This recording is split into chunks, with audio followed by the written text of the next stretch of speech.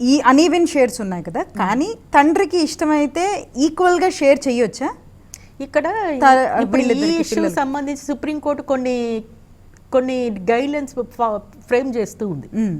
కొన్ని అన్ని కలిపి అన్ని కేసెస్లో ఈ ఇష్యూ వచ్చింది కాబట్టి వాళ్ళు జనరల్గా ఈ ఇష్యూకి సంబంధించి కొంచెం డిస్కషన్లో ఉంది, ఇంకా కేసు డిసైడ్ అవ్వలేదు. ఇక్కడ ఒకటే అబ్జర్వేషన్ ఏంటంటే ఎవరు ఏ మతం నుంచి బయటకు వచ్చినా సరే వాళ్ళకున్న సివిల్ రైట్స్ అనేది యాజ్ ఇట్ ఈస్ ఇంటాక్ట్ ఉంటాయి. ఆ సివిల్ రైట్స్ అనేవి పోవు ఎవరికైనా, అది ఏ రిలీజియన్లో ఉన్నా కూడా వాళ్ళకున్న సివిల్ రైట్స్ ఒకటే. నేను అడిగేది అంటే ముస్లింలోనే ఉన్నప్పుడు, కమ్యూనిటీలోనే ఉన్నప్పుడు అవి పర్సనల్ చేయలేరా? పర్సనల్ లా, అది పర్సనల్ లా ఉన్నప్పుడు ఎవరు మాట్లాడటానికి లేదు. వారి పర్సనల్ లాలో ఆ షరియత్ యాక్ట్ లో ఏదైతే చెప్తుందో ఆ ఇస్లాంకి సంబంధించిన రూల్స్ రెగ్యులేషన్స్ ప్రకారం అది నడవాలి. అలా వద్దు అన్నప్పుడు ఏమవుతుందంటే వాళ్ళు రిలీజియన్ నుంచి బయటకు వస్తున్నారు. రినౌన్సింగ్ ద రిలీజియన్ అంటారు దాన్ని. వాళ్ళ మతంలోంచి బయటకు వచ్చేయటం. వాళ్ళ మతంలోంచి బయటకు వచ్చారంటే వాళ్ళు ఏ చట్టం కింద వాళ్ళ మ్యారేజెస్ కానీ ఇవన్నీ దేని కింద డీల్ అవ్వాలంటే స్పెషల్ మ్యారేజ్ యాక్ట్ కింద డీల్ అవ్వాలి. ఒక్కసారి వాళ్ళ మ్యారేజ్ అనేది స్పెషల్ మ్యారేజ్ యాక్ట్ కింద అంటే పర్సనల్ లా నుంచి పక్కకు వచ్చేసి యూనిఫామ్గా ఉండే స్పెషల్ మ్యారేజ్ యాక్ట్ అంటే ఇద్దరు రిలీజియన్ వాళ్ళు లేదా సేమ్ రిలీజియన్ వాళ్ళు కూడా మాకు ఈ మతం వద్దు, మేము ఈ మతంలో మాకు బయటకు వచ్చేసాం మేము, కాబట్టి మేము స్పెషల్ మ్యారేజ్ యాక్ట్లు చేసుకుంటామని చెప్పచ్చు. చేసుకోవద్దని మనకి ఎక్కడ ఎవరు చెప్పడానికి లేదు. ఎందుకంటే భారతదేశం అనేది పూర్తిగా మత స్వేచ్ఛ ఉన్న దేశం అనేది. ముఖ్యంగా సెక్యులరిజం అంటే ఏ మతానికి అతీతంగా మేము ఉంటామని ఎవరైనా చెప్పినా కూడా మన దేశం యాక్సెప్ట్ చేస్తుంది. ఓకే, కాబట్టి మనకి స్పెషల్ మ్యారేజ్ యాక్ట్ అనేది వచ్చింది. అది ఒక్కసారి దాని కింద వీళ్ళు కనుక వచ్చారే అనుకోండి, ఆటోమేటిక్గా వీళ్ళ వారసత్వాలు కానీ ప్రాపర్టీ రైట్స్ కానీ ఇవన్నీ కూడా భారతీయ వారసత్వ చట్టం, ఓకే, అంటే ఇండియన్ సక్సెషన్ యాక్ట్.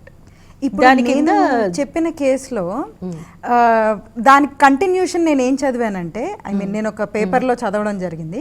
సో వాళ్ళ ముస్లిం మత పెద్దలు వాళ్ళు ఏం చెప్పారంటే ఇది చెల్లదు, దీన్ని మేము నిరసిస్తున్నాము, ఇట్లా కుదరదు.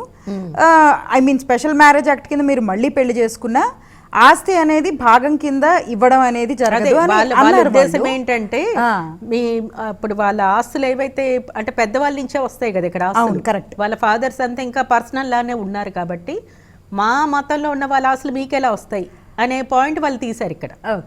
సో మా మతంలో ఉన్న వాళ్ళ ఆస్తులు మీరు అడగద్దు, మీరు మా మతం నుంచి బయటకు వెళ్ళిపోయారు కాబట్టి ఇంకా మాకు సంబంధించే విషయాలు మీరు పట్టించుకోకండి అని వాళ్ళ వాదన. ఇక్కడ ఏంటంటే బర్త్ రైట్స్ కదా. అవును, ఇప్పుడు స్పెషల్ మ్యారేజ్ యాక్ట్ కానివ్వండి, ఇండియన్ సక్సెషన్ యాక్ట్ కానివ్వండి, ఇవన్నీ కూడా ఏంటంటే బర్త్ రైట్స్.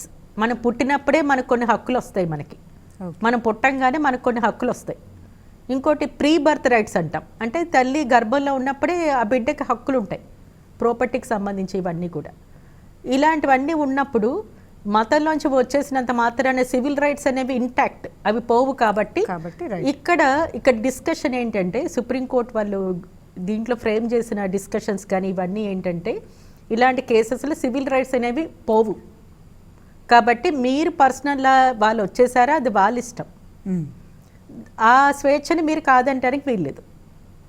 అది ఒక కారణంగా తీసుకుని వాళ్ళకి ప్రాపర్టీ ఇవ్వము అని అనడానికి మీకు హక్కు లేదని ఇక్కడ డిస్కషన్ జరుగుతుంది. ఓకే, సో పర్సనల్ లా కింద ఇక్కడ మీరు మాట్లాడటానికి లేదు. వాళ్ళు బయటికి రావడం అనేది వాళ్ళ ఇష్టం. మత స్వేచ్ఛ అనేది మనకు ఉంది కాబట్టి సో వాళ్ళు ఏ మతానైనా వాళ్ళు అవలంబించవచ్చు కదా. మనకున్న ఆర్టికల్ 25 కింద మనకున్న భారత రాజ్యాంగం అది ఫండమెంటల్ రైట్. ఆర్టికల్ 25 అనేది ఫండమెంటల్ రైట్.